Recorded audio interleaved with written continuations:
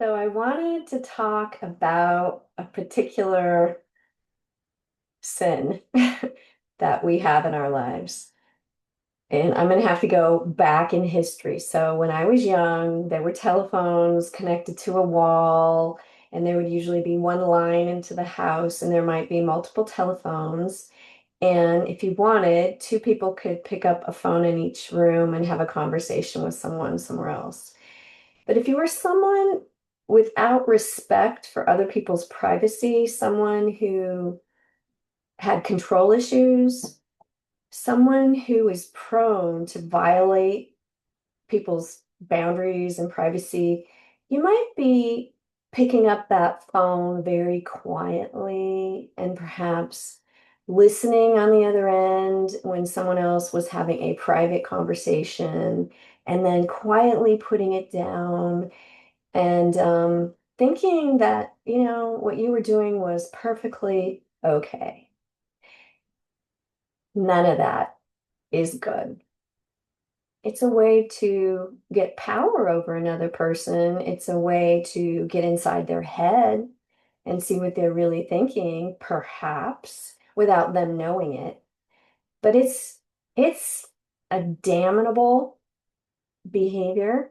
It is absolutely a violation. Um, And I would go so far as to call it a kind of emotional rape.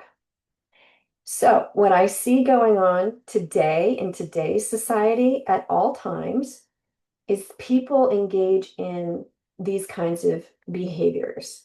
They monitor people's texts, they get their phone, they want to see what they're thinking, and they're, checking. It's all dark. It's all dark. And it messes with your head and messes with your ability to have an appropriate relationship with another human being because you're crossing some pretty clear boundaries. Now, when I had teenagers, um, these smartphones, there were these apps. And I had several friends who said, hey, I can go in to this app and I can see what my kid is texting. And I know what's going on in their heads. And I remember thinking exactly the same thing I'm talking about right here, right now. That's a form of rape. That's not okay, particularly if that teenager doesn't know what you're doing. So there's respect and boundaries, and we live them out. And if you're engaging in any of these dirty little behaviors, your character is on display.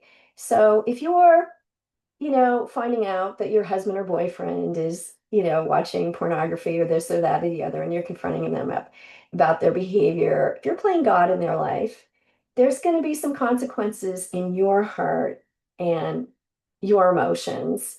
And just remember, you're sticking your nose where it doesn't belong, and there are consequences for that. March 27th. I used to think that living meant surviving from crisis to crisis. I continued to function this way as an adult because it was the only way I knew. Since that time, the Al-Anon Fellowship has become like a family to me.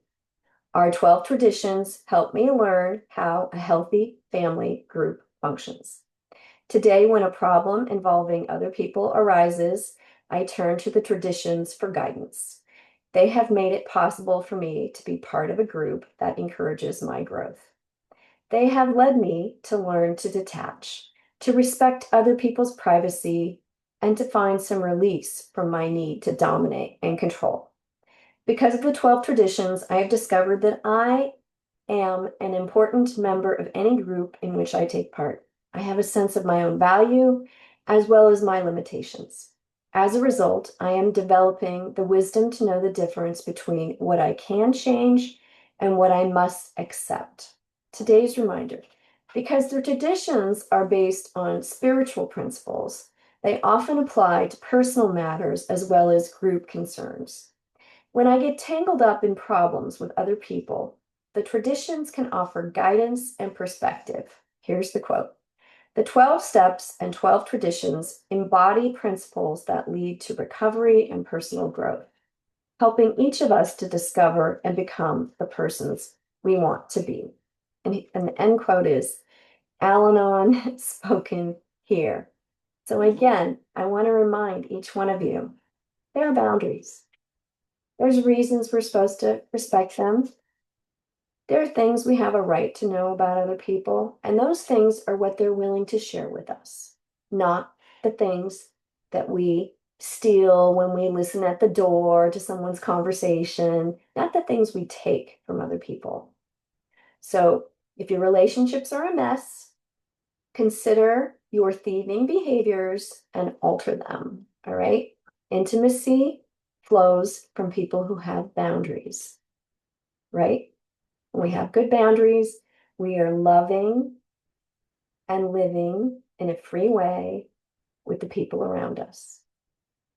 Blessings on your day.